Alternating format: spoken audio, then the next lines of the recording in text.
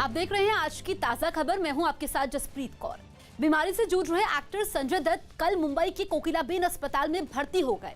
संजय दत्त के अस्पताल जाने के बाद उनकी पत्नी मान्यता दत्त ने बयान जारी किया है। मान्यता की ओर से जारी बयान में बताया गया कि संजय दत्त का शुरुआती इलाज मुंबई में ही पूरा होगा। साथ ही उन्होंने लोगों से अपील की है कि संजय दत्त की बीमारी के स्टेज के बारे में कयास नहीं लगाएं। बयान में मान्यता ने कहा कि संजय दत्त के सभी प्रशंसक और शुभचिंतकों ने सालों से जो उन्हें प्यार दिया है उसका वो धन्यवाद नहीं कर सकती। साथ ही मान्यता ने कहा कि संजय दत्त जीवन में कई उतार चढ़ाव से गुजरे हैं और इस समय पूरा परिवार उनके साथ खड़ा है। अस्पताल जाते समय संजय दत्त ने लोगों से उनके लिए दुआ करने को भी कहा।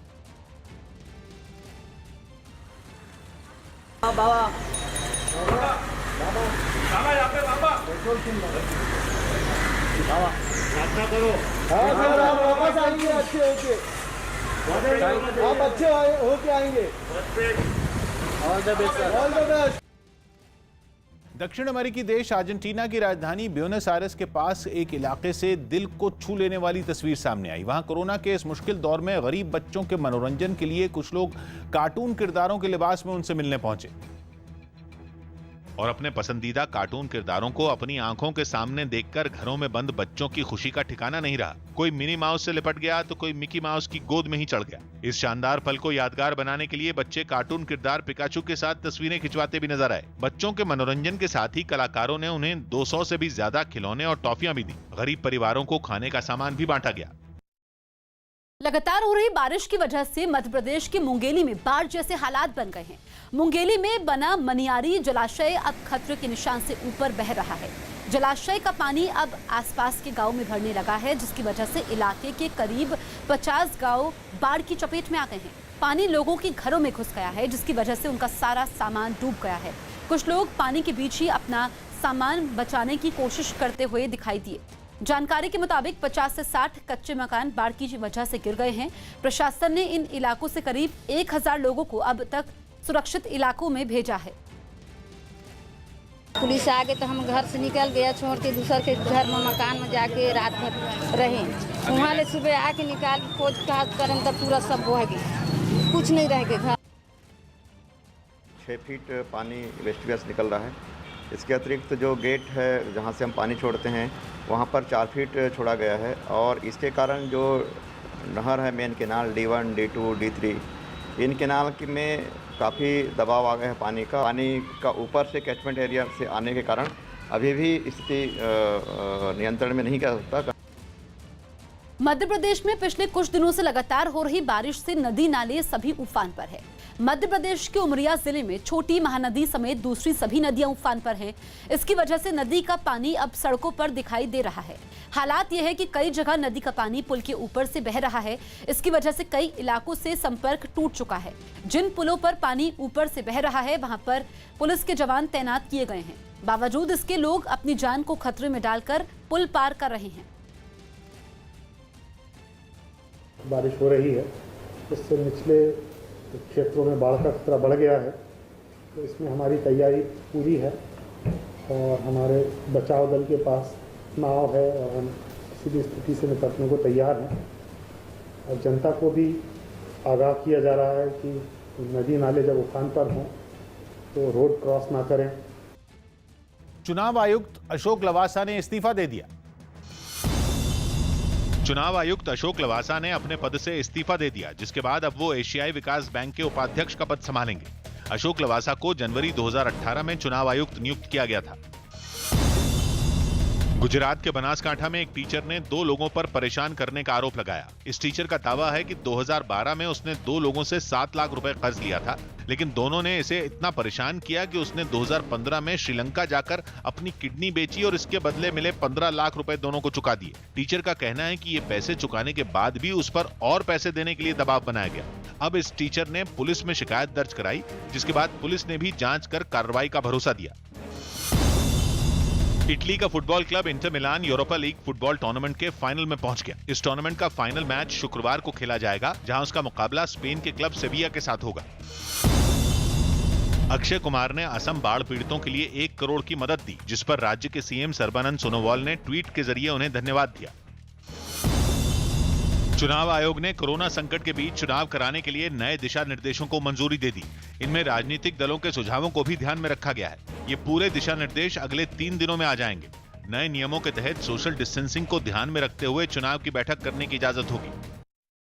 आज होने वाली मोदी कैबिनेट में कई अहम फैसले लिए जा सकते हैं। जानकारी के मुताबिक सुबह करीब 10:15 बजे होने वाली इस बैठक में कैबिनेट कॉमन टेस्ट के जरिए अधीनस्थ कर्मचारियों के चयन के लिए नेशनल रिक्रूटमेंट एजेंसी के गठन को मंजूरी दी जा सकती है। इसके अलावा सिविल सर्विस के अधिकारियों के लिए मिशन कर्मयोगी को मंजूरी मिलने की उम्मीद है। साथ ही कैबिनेट देश के 3 एयरपोर्ट जयपुर, गुवाहाटी और तिरुवनंतपुरम को पीपीपी मॉल पर लीज पर दिए जाने और गन्ने की सरकारी खरीद की कीमत 10 रुपए प्रति क्विंटल बढ़ाने के प्रस्ताव को भी मंजूरी दे सकती है।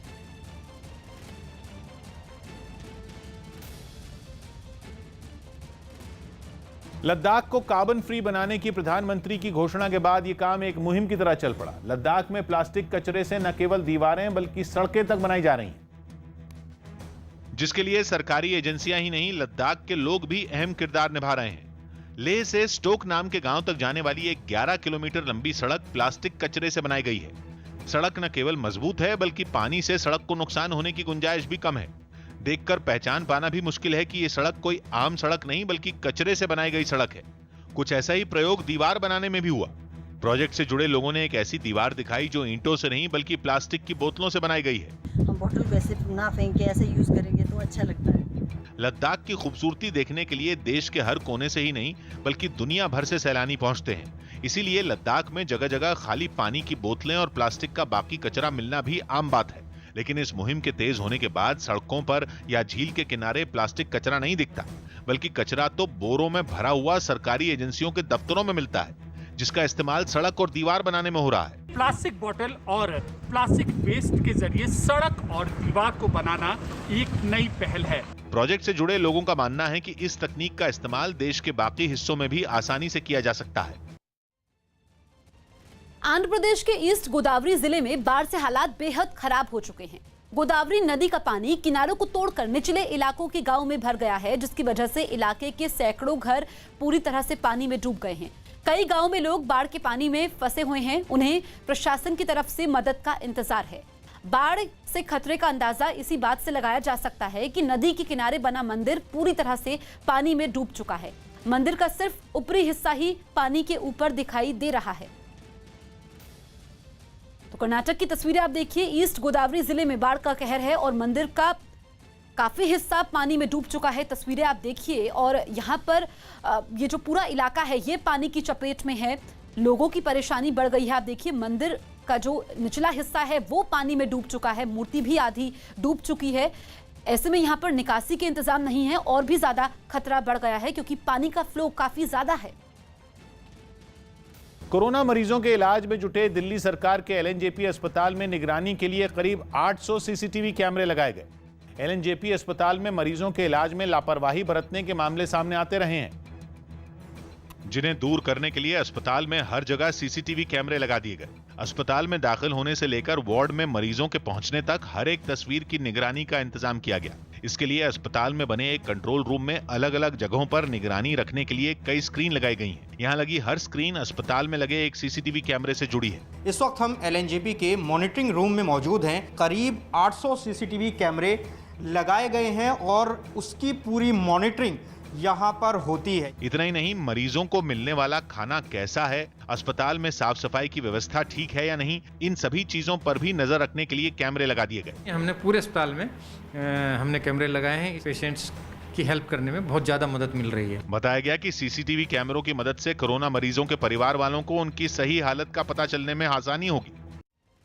मध्य प्रदेश के मंडला जिले में भारी बारिश के बाद उफान पर आई नर्मदा नदी का पानी वहां के कई रिहायशी इलाकों में घुस गया। नदी के सैलाब को देखते हुए प्रशासन ने निचले इलाकों से कई लोगों को निकाल दिया और सुरक्षित ठिकानों तक पहुंचा दिया,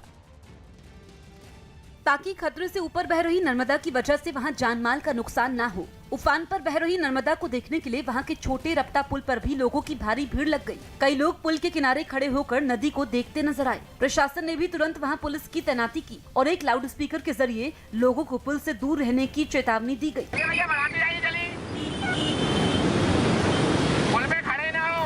नर्मदा के उफान पर आने का सबसे ज्यादा नुकसान उनके किनारे बने मकानों को पहुंचा। कई मकानों के बाहर बनी सीढ़ियों तक पानी पहुंच गया। छोटे रपटा पुल से लगभग 5.5 से 6 फीट ऊपर पानी चल रहा है और खतरे के निशान से ऊपर है। प्रशासन ने नदी के किनारे बने कई मकानों को खाली करवाया और बाढ़ प्रभावित इलाकों में राहत बचाव का काम शुरू किया। दिल्ली में कोरोना से ठीक हुए पुलिस वालों ने प्लाज्मा दान किया। दिल्ली के एलएनजेपी अस्पताल में कोरोना से ठीक हुए 150 पुलिस वालों ने प्लाज्मा दान किया ताकि कोरोना मरीजों के लिए इलाज में ये प्लाज्मा काम आ सके। ये सभी पुलिस वाले कोरोना संकट के बीच लगातार ड्यूटी करने से कोरोना की चपेट में आ गए थे। पश्चिम बंगाल के आसनसोल में कई लोग घरों की छतों पर कूदने वाले एक लड़के से परेशान हैं, लेकिन पुलिस अब तक इस लड़के को नहीं पकड़ पाई है। दावा है कि ये लड़का ऐसा करके लोगों को डराता था। पिछले कई दिनों से छतों पर किसी के कूदने की आवाज से लोग सहमे हुए थे। लोगों को भूत प्रेत का भी शक था, लेकिन सामने आए एक वीडियो में लड़का घरों की छतों पर कूदता दिखाई दिया। हालांकि आरोप है कि शिकायत के बाद भी पुलिस उस लड़के को पकड़ नहीं पाई। ये चोर है कि भूत है कि एलियन है, इसका तो तहकीकात पुलिस को करना चाहिए ना। पुलिस यहाँ पर पुलिस सोई हुई है। दिल्ली के पास यूपी के ग्रेटर नोएडा में पुलिस ने शराब की तस्करी के आरोप में 2 लोगों को गिरफ्तार कर लिया। दावा है कि ये आरोपी रुई की आड़ में शराब बिहार ले जा रहे थे, लेकिन एक टोल प्लाजा के पास चेकिंग के दौरान पकड़े गए। इनके पास से करीब 200 शराब की पेटियां जब्त की गईं। इस शराब की कीमत लगभग 15 लाख रुपए है और ट्रक की कीमत लगभग 12 लाख। इस प्रकार कुल 27 लाख की रिकवरी हुई है। खबर है कि हॉकी इंडिया 61 खिलाड़ियों की आर्थिक मदद करेगा। हॉकी इंडिया इन खिलाड़ियों को 10-10 हजार रुपए देगा ताकि कोरोना संकट के बीच उन्हें कुछ राहत मिल सके। हरियाणा की फरीदाबाद पुलिस ने 5 बदमाशों को उत्तराखंड से पकड़ा। पुलिस का दावा है कि इनमें एक बदमाश राहुल ने सलमान खान की हत्या की साजिश में मुंबई जाकर रेकी भी की थी। आरोपी पर हरियाणा और पंजाब में हत्या के 4 केस दर्ज हैं। पूछताछ में जो इसका खुलासा हुआ, इसने बताया कि लॉरेंस बिश्नोई ने इसको सलमान खान जो ये हमारे फिल्म इंडस्ट्रीज में जो एक्टर हैं उनकी रेकी के लिए इसको भेजा था। देश भर में मंदिरों के खुलने के बाद जल्द ही महाराष्ट्र में भी मंदिरों को खोलने जाने की इजाजत दी जा सकती है। बताया गया कि पूरे देश में मंदिरों के खुलने के बाद अब महाराष्ट्र सरकार भी राज्य में मंदिरों को खोलने का दबाव बढ़ गया है। जानकारी ये भी मिली है कि अब उद्धव सरकार धार्मिक स्थल खोलने पर विचार कर रही है और जल्द ही इस पर अंतिम फैसला लिया जा सकता है। 12 ज्योतिर्लिंगों में से एक त्र्यंबकेश्वर मंदिर भी काफी समय से बंद है। इसके अलावा मुंबई में भी कोरोना की वजह से मंदिर बंद हैं। हालांकि अब मंदिरों की साफ सफाई का काम शुरू हो चुका है, जिससे संकेत मिल रहे हैं कि जल्द ही सरकार इस बारे में कोई फैसला ले सकती है। मुंबई में तमाम सारे मंदिर बंद हैं। मुंबई सहित महाराष्ट्र के मंदिरों को खोलने पर महाराष्ट्र सरकार अब विचार कर रही है, लेकिन अब तक फैसला नहीं हुआ है। मैं इस समय मुंबा देवी मंदिर पर हूँ। यहाँ पर ताले आपको अभी भी दिखाई पड़ रहे हैं, क्योंकि 16 मार्च से ये मंदिर पूरी तरीके से बंद कर दिया गया श्रद्धालुओं के लिए, क्योंकि कोरोना का संकट जैसे जैसे मुंबई सहित महाराष्ट्र में बढ़ता जा रहा था, उस समय में भीड़ इकट्ठा करना ठीक नहीं था। इसलिए 22 मार्च को भले ही जनता कर्फ्यू हुआ हो, लेकिन मंदिर को 16 मार्च से बंद कर दिया गया ताकि किसी भी तरीके का वायरस स्प्रेड ना हो। मुंबा देवी मंदिर के ट्रस्टी हमारे साथ हैं हेमंत यादव। हेमंत भाई, जिस तरीके से 16 मार्च से आप लोगों ने मंदिर बंद किया और अब जब सरकार इस पर विचार कर रही है, कितना सतर्क हैं आप लोग? देखिए, 16 मार्च को जैसा सेंट्रल गवर्नमेंट और स्टेट गवर्नमेंट ने जो निर्देशन दिए उसके हिसाब से कोरोना को ध्यान में रखे हुए और भक्तों की सुविधा के हिसाब से हमने मंदिर बंद कर दिया था। अभी मंदिर खोलने की अगर बात आती है तो अगर सरकार निर्देशन देती है तो पूरी सुरक्षा को, सैनिटाइजेशन हो या सुरक्षा रक्षक हो या बाकी कोई भी नियम अगर सरकार हमें देती है तो उसके हिसाब से मंदिर खोलने के लिए हम तैयार हैं। कई ऑर्गेनाइजेशन जो हैं वो धर्म स्थलों को भी खोलने की बातें कर रहे हैं। मंदिर, मस्जिद, गुरुद्वारा इनकी भी खुलने की बातें कर रहे हैं।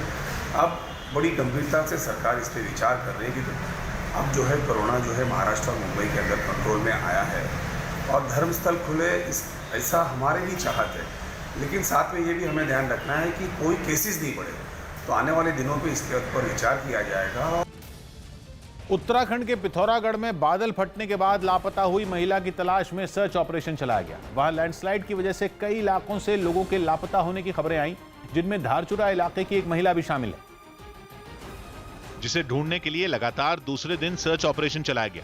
एक दिन पहले पिथौरागढ़ के धारचूला इलाके के जिस गांव से महिला लापता हुई थी वो काफी ऊंचाई पर है और वहां तक पहुंचने के लिए सीधी चढ़ाई करनी पड़ती है। यही वजह रही कि महिला की तलाश करने वाले एसएसबी और एसडीआरएफ के जवानों को कड़ी मेहनत करनी पड़ी। बादल फटने के बाद हुई लैंडस्लाइड की वजह से वहां काफी मलबा इकट्ठा हो गया था और माना जा रहा है कि महिला उसके नीचे दब गई। इसलिए रेस्क्यू ऑपरेशन में जुटे जवानों ने घुटनों तक की मिट्टी में घुसकर उसकी तलाश की। कई जवानों ने फावड़े से मिट्टी हटाई। बादल फटने की वजह से एक महिला लापता हो गई। इस वक्त उसी महिला की तलाश में यहाँ पर एसडीआरएफ और एसएसबी के जवानों को देखा जा सकता है। बड़ी मशक्कत यहाँ पर की जा रही। मूसलाधार बारिश की वजह से पिथौरागढ़ में हालात बेहद खराब हैं और आने वाले समय में वहां के लोगों की मुश्किलें बढ़ सकती हैं, क्योंकि मौसम विभाग ने वहां भारी बारिश का रेड अलर्ट जारी कर दिया है। संसद का मॉनसून सत्र सितंबर के दूसरे हफ्ते से शुरू हो सकता है। कोरोना की वजह से इस बार इस सत्र पर असमंजस था, लेकिन खबर है कि सितंबर के दूसरे हफ्ते से संसद के मॉनसून सत्र का आगाज हो सकता है और यह सत्र छोटा हो सकता है। इसके लिए खास प्लान तैयार किया गया है, जिसके मुताबिक लोकसभा और राज्यसभा की बैठकों के लिए दोनों सदनों का इस्तेमाल किया जाएगा। खबर है कि राज्यसभा की बैठक के समय 60 मेंबर राज्यसभा के चैम्बर में और 51 मेंबर राज्यसभा की गैलरी में बैठेंगे, जबकि बाकी बचे 132 मेंबर लोकसभा के चैम्बर में बनी सीटों का इस्तेमाल करेंगे। वहीं लोकसभा की बैठक के समय भी सदस्यों के हिसाब से बैठने की ऐसी ही व्यवस्था रहेगी। साथ ही राज्यसभा के चैम्बर में 4 बड़े स्क्रीन लगाए जा रहे हैं और विशेष केबल के जरिए दोनों सदनों को आपस में जोड़ा जा रहा है, ताकि दोनों जगह ऑडियो और वीडियो मिल पाए। कोरोना संकट के बीच दिल्ली में डेंगू के बढ़ते मामलों पर रोकथाम के लिए चलाए जाने वाले अभियान पर दिल्ली सरकार और नगर निगम की सत्ता में काबिज बीजेपी आमने सामने आ गई। ये विवाद दिल्ली सरकार के उस ऐलान के बाद ज्यादा बढ़ गया, जिसमें डेंगू के खिलाफ 1 सितंबर से अभियान की घोषणा की गई। और इसी बात पर दिल्ली सरकार और नगर निगम में एक बार फिर ठन गई। दिल्ली के पुलबंगश इलाके से सामने आई तस्वीरों में तो नॉर्थ एमसीडी के मेयर खुद फॉगिंग मशीन लिए गलियों में दवा का छिड़काव करते नजर आए। इस वक्त हम मौजूद हैं दिल्ली के पुलबंगश इलाके में, जहां पर आप देख रहे हैं कि फॉगिंग अभी हुई है। नॉर्थ एमसीडी के कर्मचारियों ने डेंगू, मलेरिया और चिकनगुनिया की बीमारी के बारे में लोगों को जागरूक भी किया। आपकी जिम्मेवारी है टंकियों को ढक कर रखे, डेंगू, मलेरिया, चिकनगुनिया जैसी भयंकर बीमारी से बचने के लिए। पुलबंगश इलाके में डेंगू के खिलाफ चलाई गई इस मुहिम पर उत्तरी दिल्ली नगर निगम के मेयर ने दिल्ली सरकार को भी घेरा। अब डेंगू, चिकनगुनिया, मलेरिया पर जब हम पिछले 1 महीने से ड्राइव चला रहे हैं, वो लगातार काम कर रहे हैं, तो 1 सितंबर से वो करेंगे क्या? दिल्ली सरकार ने भी हमले का जवाब 1 सितंबर से शुरू होने वाले अभियान से देने की कोशिश की। सितंबर के फर्स्ट वीक से हम फिर से वो पूरा अभियान चलाएंगे, 10 हफ्ते 10 बजे और 10 मिनट वाला। दिल्ली सरकार के ऐलान पर बीजेपी भी हमलावर हो गई और उसके अभियान को दिखावा करार दे दिया। हालांकि इस सियासत के बीच डेंगू एक बार फिर दिल्ली को डरा रहा है। कोरोना से लड़ती दिल्ली में डेंगू के मरीज बढ़कर 40 के पार जा चुके हैं, जबकि मलेरिया और चिकनगुनिया के मरीजों की संख्या भी पिछले कुछ दिनों में तेजी से बढ़ी है। हालांकि दिल्ली के तीनों नगर निगमों का दावा है कि वो इन बीमारियों पर रोकथाम की लगातार कोशिश कर रहे हैं, जबकि दिल्ली सरकार ने तो इसके खिलाफ 1 सितंबर से अभियान का ऐलान कर दिया है। लॉकडाउन के बाद चिली में मॉल फिर से खुले। चिली में लॉकडाउन में छूट के बाद कई इलाकों में शॉपिंग मॉल्स खोल दिए गए। हालांकि इसके लिए सख्त दिशा निर्देश भी जारी किए गए। थाईलैंड में सैकड़ों छात्रों ने सरकार के खिलाफ हो रहे प्रदर्शन में हिस्सा लिया। सोशल मीडिया पर फेक फॉलोअर्स के मामले में मुंबई क्राइम ब्रांच ने रैपर बादशाह को समन भेजकर जांच में सहयोग करने की अपील की। बेलारूस की सेना ने 2 दिन का अभ्यास शुरू किया, जिसमें कई टैंक और आधुनिक उपकरणों का इस्तेमाल भी किया गया। अफ्रीका के देश सूडान में एक बार फिर सैकड़ों लोग सड़कों पर उतरे और नए सुधारों की मांग की। सूडान में पिछले साल सरकार चलाने के लिए सेना और चुने हुए नेताओं के बीच एक समझौता हुआ था, जिसके 1 साल पूरा होने पर वहां एक बार फिर प्रदर्शन शुरू हो गए। सैकड़ों प्रदर्शनकारी राजधानी खार्तूम की सड़कों पर उतर आए और नए सुधारों की मांग की। लेकिन जल्दी ये प्रदर्शन हिंसक झड़प में बदल गए। गुस्साए लोगों ने सड़कों पर टायर रख उनमें आग लगा दी। भीड़ को हटाने के लिए सुरक्षा बल ने भी कार्रवाई की और लोगों पर आंसू गैस के गोले दागे। कुछ ही देर में वहां भगदड़ मच गई। लोग इधर उधर भागने लगे। कई प्रदर्शनकारियों ने पथराव शुरू कर दिया। इससे पहले इन प्रदर्शनकारियों ने एक सरकारी दफ्तर को घेर लिया और जमकर नारेबाजी की। लोगों ने 1 साल पहले हुए समझौते को धोखाधड़ी बताया। दिल्ली के पास यूपी के ग्रेटर नोएडा में पुलिस ने हाईवे पर हुई मोटरसाइकिलों और घोड़ा गाड़ियों की रेस पर सख्त रवैया अपनाया। बताया गया कि रेस में शामिल लोगों ने हाईवे पर कई खतरनाक स्टंट भी किए और कई मोटरसाइकिलों समेत दूसरी गाड़ियों पर सवार ये लोग जान की परवाह किए बिना सड़क पर 2 घोड़ा गाड़ियों से रेस लगाते नजर आए। आगे निकलने की होड़ में इन लोगों ने पूरी सड़क को घेर लिया और लगातार घोड़ों की बराबरी करने में जुटे दिखे। लेकिन जब पुलिस को इस बारे में पता चला तो इनमें कुछ को गिरफ्तार कर लिया गया। 9 लोग, 2 टेम्पो और 1 इको गाड़ी ये मौके पे मौजूद मिले। सभी लोगों के विरुद्ध अभियोग पंजीकृत किया गया है। रेस शुरू होने से पहले की एक तस्वीर ऐसी भी सामने आई जिसमें कुछ लोग हाईवे से गुजर रहे लोगों को बीच रास्ते में रोकते दिखाई दिए। आज सुप्रीम कोर्ट तय करेगी कि सुशांत सिंह राजपूत की खुदकुशी मामले की जांच मुंबई पुलिस जारी रखेगी या फिर मामले की जांच सीबीआई को सौंपी जाएगी। 14 जून को सुशांत सिंह राजपूत ने मुंबई में खुदकुशी कर ली थी, जिसकी जांच मुंबई पुलिस कर रही है। इसी बीच सुशांत के पिता की शिकायत पर पटना पुलिस ने इस मामले में अलग से एफआईआर दर्ज की और मुंबई में जांच के लिए अपनी टीम भेजी थी। लेकिन मुंबई पुलिस से जांच के अधिकार क्षेत्र को लेकर टकराव और सुशांत के पिता की मांग पर बाद में बिहार सरकार ने इस मामले की जांच सीबीआई से करवाने की सिफारिश कर दी। महाराष्ट्र सरकार और इस मामले में पटना पुलिस की तरफ से आरोपी बनाई गई रिया चक्रवर्ती ने सीबीआई जांच को सुप्रीम कोर्ट में चुनौती दी है। रिया चक्रवर्ती ने अपनी याचिका में दावा किया है कि उनके खिलाफ एफआईआर और मामले की सीबीआई जांच राजनीति से प्रेरित है, जबकि सुशांत के पिता और बिहार पुलिस की तरफ से दावा किया गया है कि मामले में आरोपियों को मुंबई पुलिस की तरफ से बचाया गया है, इसलिए निष्पक्ष जांच के लिए सीबीआई जांच जरूरी है। बीजेपी सांसद और एक्टर रवि किशन ने भी उम्मीद जताई कि सुशांत केस की जांच सीबीआई को सौंपी जाएगी। रवि किशन के मुताबिक देश की 130 करोड़ जनता चाहती है कि सच सामने आए। जिस तरह से अब ये जांच आगे बढ़ रही है, आज रिया का बयान सामने आया, लंबा चौड़ा उन्होंने स्टेटमेंट दिया और ये कहा कि वो किसी भी जांच से नहीं डरती, लेकिन जिस तरीके से जांच का राजनीतिकरण किया जा रहा है वो बड़ा गलत है।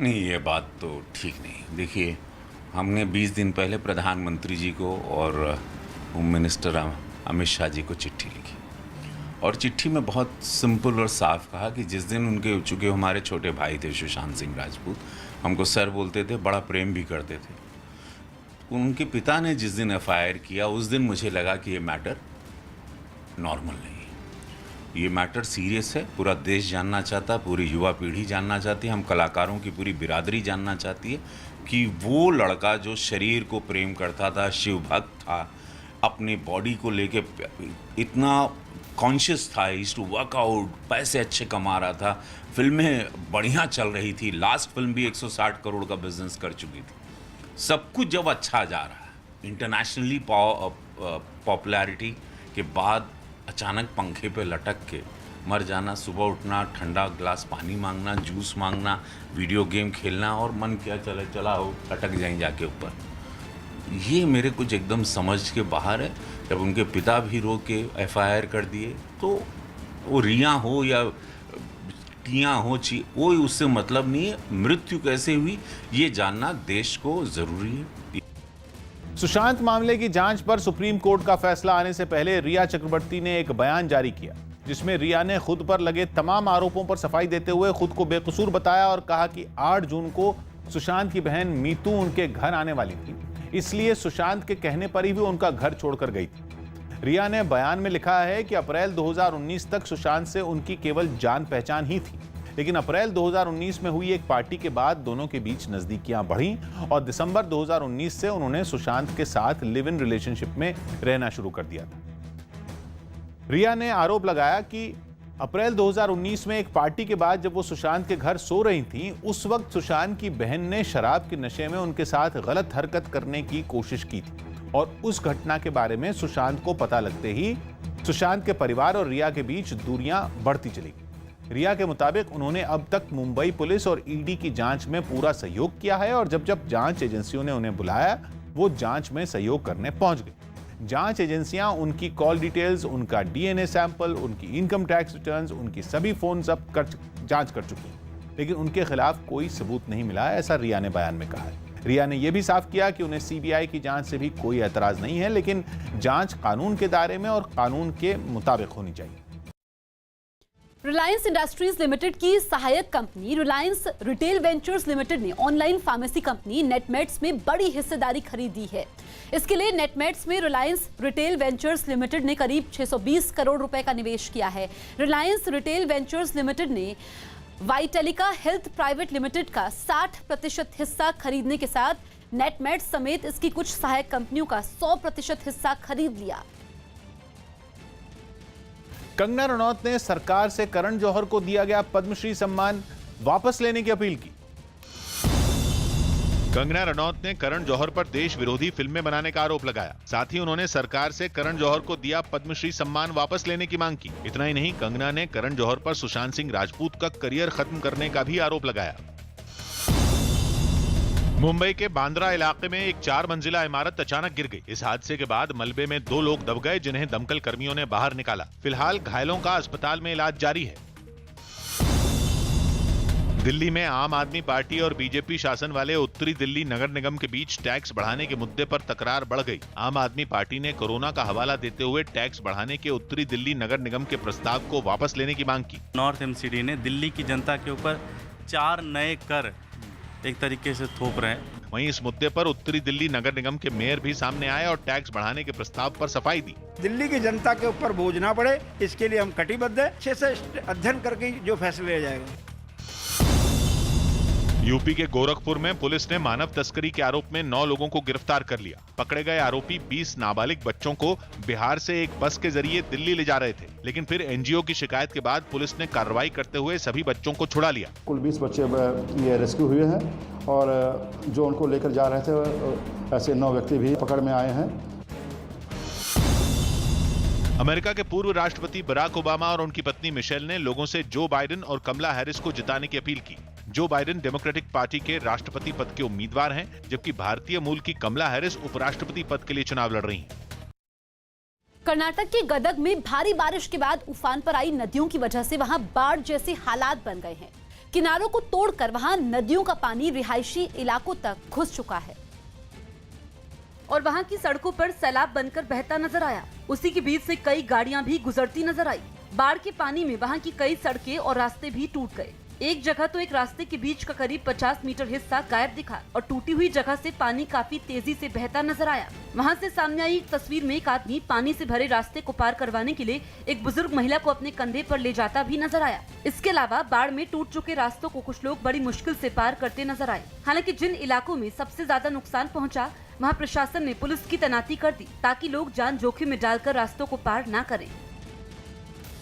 ऑस्ट्रेलिया के सिडनी में समंदर से भारी मात्रा में ड्रग्स के साथ 3 लोग गिरफ्तार किए गए। पुलिस को समंदर के रास्ते ड्रग्स की तस्करी की खुफिया जानकारी मिली थी, जिसके बाद पुलिस की एक टीम ने नाव से ड्रग्स तस्करों का पीछा किया और उनकी नाव के ठीक पीछे अपनी नाव लगा दी। पुलिस ने ड्रग्स तस्करों को तुरंत रुकने की चेतावनी भी दी।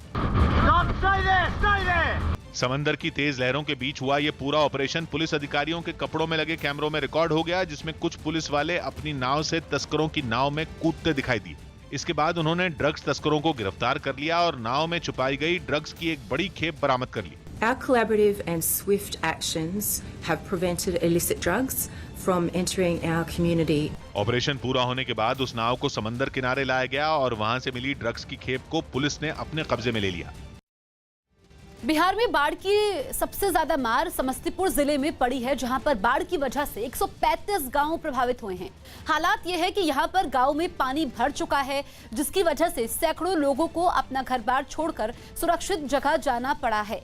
लोगों के साथ साथ जानवरों को भी खाने की दिक्कत हुई है। गांव में जहां तक नजर जाती है सिर्फ पानी ही पानी दिखाई दे रहा है। राज्य सरकार की तरफ से लोगों तक राहत पहुंचाने की कोशिश भी काफी दिखाई नहीं दे रही है।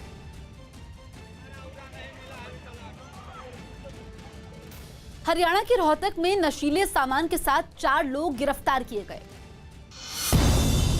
हरियाणा के रोहतक में नशीले पदार्थ के साथ पुलिस ने 4 लोगों को गिरफ्तार कर लिया। इन लोगों के पास से 1 लाख रुपए कैश और 2 कार भी बरामद की। यूपी के कानपुर में विकरू कांड के एक और आरोपी ने कोर्ट में सरेंडर किया। पुलिस से बचने के लिए यह आरोपी वकील की तरह कपड़े पहनकर कोर्ट पहुंचा और वहां सरेंडर किया, जिसके बाद कोर्ट ने उसे 14 दिनों की न्यायिक हिरासत में भेज दिया। आज पीएम नरेंद्र मोदी की अध्यक्षता में केंद्रीय मंत्रिमंडल की बैठक होगी, जिसमें कई बड़े फैसले लिए जाने की संभावना है। दिल्ली मेट्रो रेल कॉर्पोरेशन ने कोरोना की वजह से कर्मचारियों को मिलने वाली सुविधाओं और वेतन में कटौती का ऐलान किया, जो अगस्त महीने से ही लागू होगा। आज पीएम नरेंद्र मोदी की अध्यक्षता में केंद्रीय मंत्रिमंडल की बैठक होगी, जिसमें कई बड़े फैसले लिए जाने की संभावना है। दिल्ली मेट्रो रेल कॉरपोरेशन ने कोरोना की वजह से कर्मचारियों को मिलने वाली सुविधाओं और वेतन में कटौती का ऐलान किया, जो अगस्त महीने से ही लागू होगा। लॉकडाउन के कारण दिल्ली छोड़कर अपने गांव पहुंचे लोग अब वापस दिल्ली आने लगे हैं। रोजगार के लिए दिल्ली आ रहे ऐसे लोगों के लिए दिल्ली सरकार ने खास इंतजाम किए हैं ताकि इन लोगों की कोरोना वायरस की जांच की जा सके। इसलिए दिल्ली और यूपी के बॉर्डर पर आनंद विहार में ही कैंप लगाया गया है। कैंप में ऐसे लोगों की भारी भीड़ दिखी जो यूपी, बिहार, मध्य प्रदेश या किसी और राज्य से रोजगार के लिए दिल्ली पहुंचे। ये कतार आनंद विहार पर लगी हुई है। आनंद विहार जो बस अड्डा है, वहाँ की ये तस्वीरें हैं। दरअसल ये अलग अलग राज्यों से आए हुए मजदूर हैं जो कि एक बार फिर काम की तलाश में दिल्ली शहर में आए हैं। कैंप में अलग अलग 2 काउंटर बनाए गए हैं। पहले काउंटर पर सभी लोगों की जरूरी जानकारियां लेकर उनका रजिस्ट्रेशन किया जाता है। फिर दूसरे काउंटर पर रैपिड किट से कोरोना सैंपल लिया जाता है। रैपिड किट से जांच का फायदा ये होता है कि जांच रिपोर्ट महज 15 मिनट में मिल जाती है। रिपोर्ट अगर नेगेटिव आई है तो आपको एक सर्टिफिकेट दे दिया जाता है, जिसके बाद आप आगे काम शुरू कर सकते हैं। और अगर रिपोर्ट पॉजिटिव आती है तो आपको कोविड केयर सेंटर भेजा जाता है। इसके लिए सिविल डिफेंस की तैनाती की गई है। अनलॉक का तीसरा चरण शुरू होते ही गांव पहुंचे कर्मचारियों को वापस बुलाया जाने लगा है। हाँ, फोन करके बुलाए मालिक, आ जाओ, काम चालू है। 13 अगस्त से चल रहे कैंप में रोज करीब 1000 लोगों का टेस्ट किया जा रहा है और औसतन 7 से 8 लोग रोज पॉजिटिव भी पाए जा रहे हैं। सुप्रीम कोर्ट ने पीएम केयर्स फंड का पैसा एनडीआरएफ में ट्रांसफर करने की याचिका खारिज कर दी है। ये मांग एक जनहित याचिका में की गई थी, जिसे सुप्रीम कोर्ट ने ठुकरा दिया और ये साफ कर दिया कि पीएम केयर्स फंड का पैसा एनडीआरएफ में ट्रांसफर करने की कोई जरूरत नहीं है। इससे पहले अदालत में दाखिल याचिका में पीएम केयर्स फंड के काम में पारदर्शिता पर सवाल उठाए गए और कहा गया कि पीएम केयर्स फंड का संचालन सरकार करती है, लेकिन इसका ऑडिट निजी कंपनी करेगी और ये सूचना के अधिकार के तहत नहीं आएगा। यही नहीं, याचिका में ये दलील भी दी गई कि आपदा से निपटने के लिए एनडीआरएफ पहले से ही काम कर रहा है, इसलिए पीएम केयर्स फंड की कोई जरूरत नहीं है। लेकिन सुप्रीम कोर्ट ने इन सभी मांगों को खारिज कर दिया। बहुत दिनों से चल रहा था, कई हाई कोर्ट में केस फाइल करवाए गए पीएम केयर फंड के खिलाफ, सुप्रीम कोर्ट में केस फाइल करवाए गए। इसके पीछे राहुल गांधी की टिप्पणी होती थी, परिवार के लोगों की टिप्पणी होती थी। राजस्थान के पाली में हुई भारी बारिश के बाद उफनती नदी में एक बाइक सवार के बहने का मंजर देख लोग सहम गए। ये घटना उस वक्त हुई जब बाइक सवार ने खतरे के बावजूद उफनती नदी को पार करने के लिए अपनी मोटरसाइकिल सैलाब के बीच उतार दी। और इसके बाद वही हुआ जिसका डर सभी को था। बाइक सवार की लापरवाही ने उसे बड़े खतरे की तरफ धकेल दिया।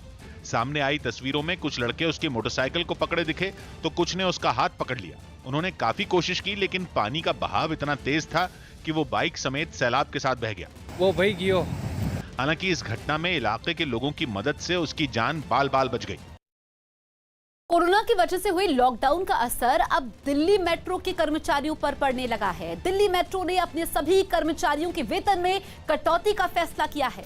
दिल्ली मेट्रो की तरफ से जारी आदेश में कहा गया है कि मेट्रो सेवा नहीं चलने की वजह से कर्मचारियों को मिलने वाली वेतन भत्तों और सुविधाओं में 50% की कटौती करने का फैसला लिया गया है। वेतन में कटौती का ये फैसला अगस्त महीने से ही लागू हो जाएगा। इतना ही नहीं, दिल्ली मेट्रो ने कर्मचारियों को मिलने वाले कई तरह के एडवांस पर भी तुरंत प्रभाव से रोक लगाई है। हालांकि दिल्ली मेट्रो ने साफ कर दिया कि इलाज के लिए पहले की तरह एडवांस वेतन मिलता रहेगा। दिल्ली मेट्रो की सेवाएं लॉकडाउन की वजह से 22 मार्च से ही बंद हैं, जिसकी वजह से पहली बार दिल्ली मेट्रो घाटे में चल रही है। कर्नाटक के दावणगेरे में बाढ़ में 3 दिनों से एक पेड़ पर फंसे करीब 50 बंदरों को बचा लिया गया। असल में भारी बारिश के बाद बांधों के फाटक खुलने से तुंगभद्रा नदी में अचानक बहुत ज्यादा पानी आ गया, जिससे ये बंदर बहती हुई नदी में घिर गए। लेकिन वन विभाग और दमकल विभाग की टीमों की कोशिशों से इन सभी बंदरों को बचा लिया गया। हालांकि ये सब इतना आसान नहीं था और खबर मिलने के बाद जब बचाव दल इनके पास नाव लेकर पहुंचा तो डर के मारे सभी बंदर पेड़ पर उछल कूद मचाने लगे। 2 दिनों तक जब उनको बचाने का कोई और रास्ता नहीं दिखा तो भूख से बेहाल बंदरों की जान बचाने के लिए बचाव दल ने पेड़ पर कुछ फल बांध दिए। तीसरे दिन रस्सी और बांस की मदद से एक सीढ़ी बनाई गई और बचाव दल ने इस सीढ़ी को नदी के किनारे के एक पेड़ से लेकर उस पेड़ तक पहुंचा दिया जिस पर बंदर फंसे थे। इसके बाद कुछ बंदर हिम्मत कर सीढ़ी के सहारे किनारे तक जाने की कोशिश करते नजर आए। कुछ बंदरों को किनारे तक पहुंचता देख बाकी बंदरों ने भी खुद को बचाने के लिए उसी रास्ते पर चलना शुरू कर दिया। हालांकि कई बंदर बहुत देर तक डर के मारे सीढ़ी वाले रास्ते पर चलने से बचते दिखे, लेकिन बाद में बचाव दल की कोशिशों से सभी बंदरों को सुरक्षित निकाल लिया गया। इस अभियान के कामयाब होने के बाद राहत बचाव दल के लोगों के चेहरे पर खुशी नजर आई। छत्तीसगढ़ के सुकमा में पानी में फंसे एक ट्रक में सवार लोगों को सुरक्षित बचा लिया गया। ये ट्रक सड़क पर कई फीट तक भरे पानी को पार करने की कोशिश में वहां पर फंस गया, जिसके बाद राहत बचाव के काम में लगी एक टीम नाव से वहां पहुंची और ट्रक में फंसे लोगों को सुरक्षित किनारे तक ले आई। बाढ़ की वजह से सड़क पर कई फीट तक पानी भरा हुआ था। ये जानते हुए भी ट्रक सवार ने पानी को पार करने की कोशिश की, जिसका नतीजा ये हुआ कि ट्रक वहां अटक गया और उसमें मौजूद लोग भी वहीं फंस गए। पानी में फंसने के बाद ट्रक का आधा हिस्सा डूबा नजर आया। इतना ही नहीं, कुछ गाड़ियां भी पानी में फंसी दिखाई दी। हालांकि रेस्क्यू टीम ने सभी लोगों को सुरक्षित बचा लिया। मध्य प्रदेश में सरकारी नौकरियां राज्य के लोगों के लिए आरक्षित करने का फैसला लिया गया। मध्य प्रदेश में शिवराज सरकार ने एक बड़ा फैसला लिया। मुख्यमंत्री शिवराज सिंह ने राज्य की सरकारी नौकरियों को मध्य प्रदेश के लोगों के लिए आरक्षित करने का ऐलान किया। मध्य प्रदेश की शासकीय नौकरियां अब केवल मध्य प्रदेश के बच्चों को दी जाएगी। वहीं शिवराज सरकार के इस फैसले का कांग्रेस ने विरोध तो नहीं किया, लेकिन उसकी मंशा पर सवाल खड़े कर दिए। ये कथनी करनी शिवराज जी बताएं कि आज इनको क्यों वापस प्रेम जागा मध्य प्रदेश के लोगों के लिए। लखनऊ में विधानसभा सत्र शुरू होने से पहले कई विधायकों के कोरोना टेस्ट किए गए। हाल ही में विधानसभा के कई कर्मचारियों की भी कोरोना जांच की गई थी, जिनमें 20 कर्मचारी कोरोना पॉजिटिव मिले थे। गुरुवार से शुरू हो रहा विधानसभा सत्र 3 दिनों तक चलेगा, जहां सभी को हर तरह से सुरक्षित रखने की कोशिश हो रही है। आज कुछ जांचें हुई हैं, कल और परसों भी इस प्रकार की जांचें लगातार चलती रहेंगी।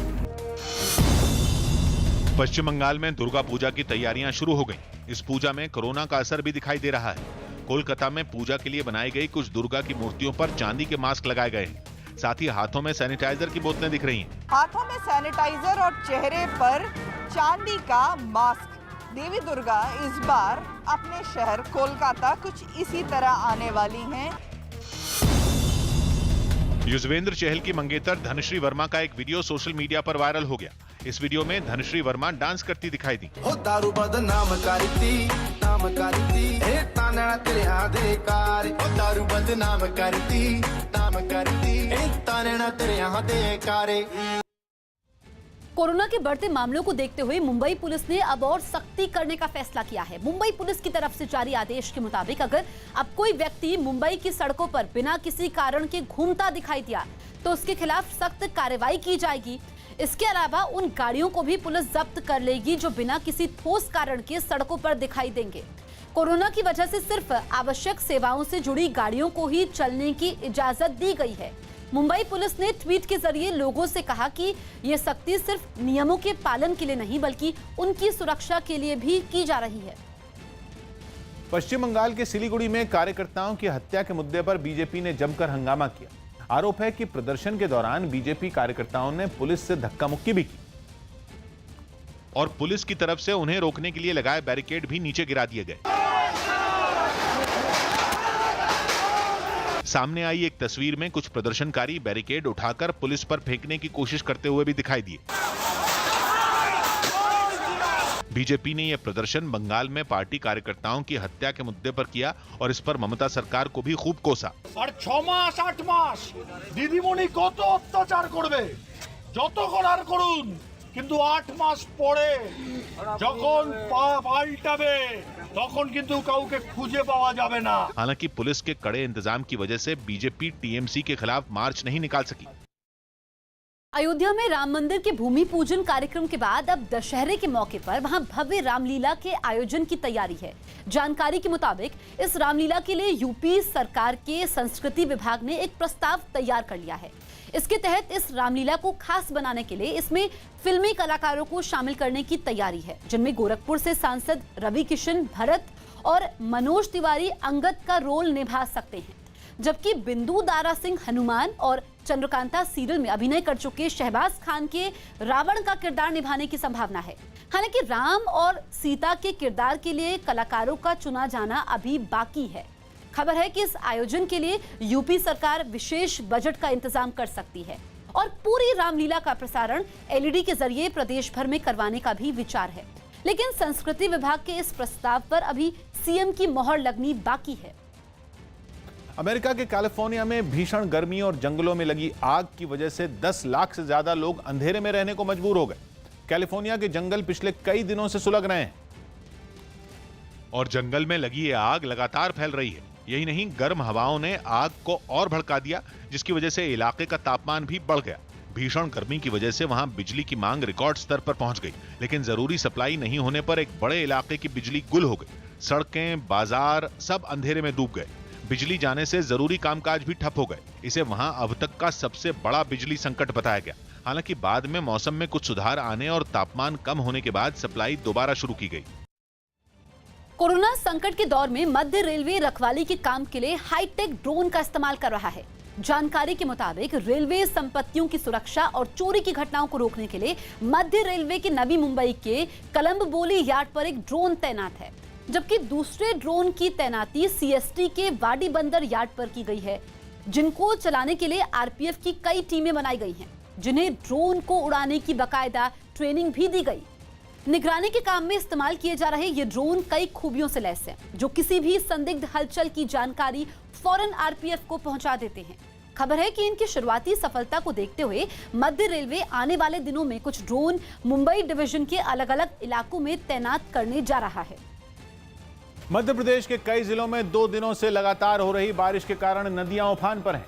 नदियों का पानी रिहायशी इलाकों में पहुंचने की वजह से बाढ़ जैसे हालात बन गए, जिनमें नर्मदा नदी भी शामिल है। जबलपुर में नर्मदा में पानी का स्तर कई फीट तक ऊपर पहुंच चुका है। नर्मदा नदी भी उफान पर है, बहुत ज्यादा ऊपर स्तर आ गया है। ये सारे मंदिर जो हैं आसपास के, वो सब डूब गए हैं पानी के अंदर। सामान्य दिनों में नर्मदा किनारे बने ये मंदिर किसी टापू जैसे नहीं दिखते, बल्कि यहाँ दूर दूर तक मैदान दिखता है। लोग पूजा करने के लिए मंदिरों में पहुंचते हैं, लेकिन अब मंदिरों में भी कई फीट तक पानी भरा है। लहरें डरा रही हैं और आसमान से काले बादल छटने का नाम नहीं ले रहे। शाम होते होते जबलपुर के बरगी बांध के भी गेट खोलने पड़ गए। बांध में पानी ज्यादा जमा होने की वजह से बांध के गेट खोलना जरूरी हो गया, जो कई इलाकों में नई मुसीबत की वजह बन सकता है। प्रॉब्लम इस डैम के पानी की वजह से पैदा हो गई है।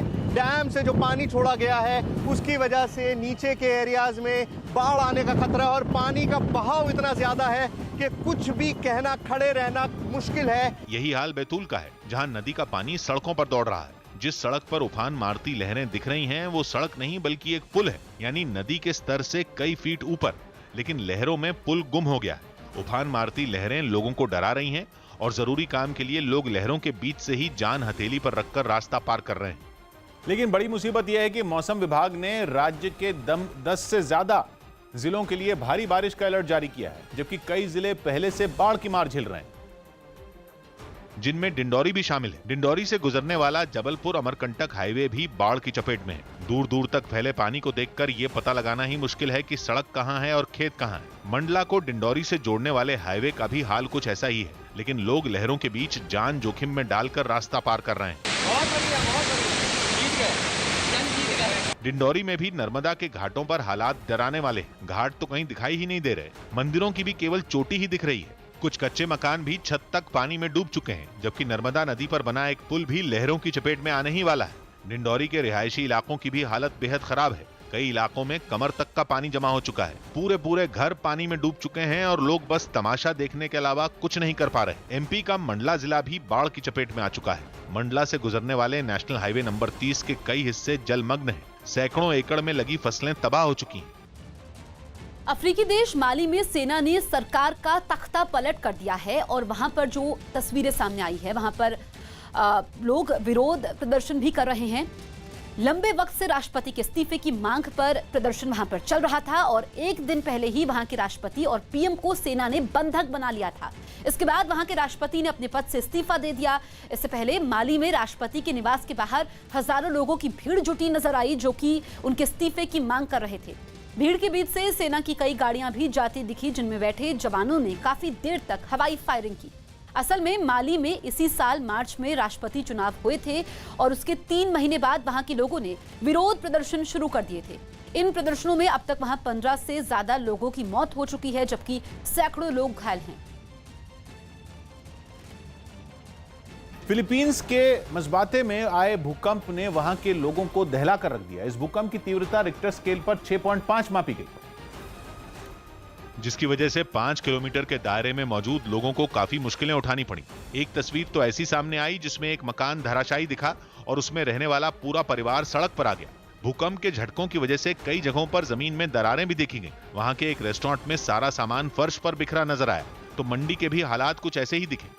वहां झटकों की वजह से कई सब्जियां और फल नीचे गिरे दिखाई दिए। भूकंप के तेज झटके महसूस होते ही कुछ जगहों पर लोग घरों से बाहर निकलकर सड़क पर बैठ गए, तो कहीं एक शख्स लोगों को सुरक्षित रखने के लिए इमारत को खाली कराता नजर आया। दिल्ली के मंगोलपुरी इलाके में 3 नाबालिग लड़कियों को अगवा करने के शक में गुस्साई भीड़ ने एक महिला को बेरहमी से पीटा। ये घटना पुलिस की मौजूदगी में हुई। भीड़ में शामिल लोग उसे बेरहमी से पीटते दिखे। महिला को पूरे इलाके में घुमाकर उसका जुलूस भी निकाला गया।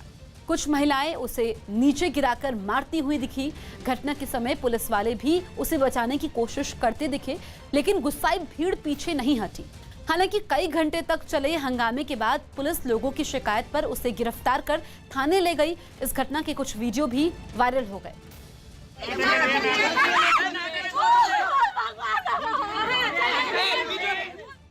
दिल्ली एयरपोर्ट पर यात्रियों को जल्द कोरोना टेस्ट की सुविधा मिल सकती है।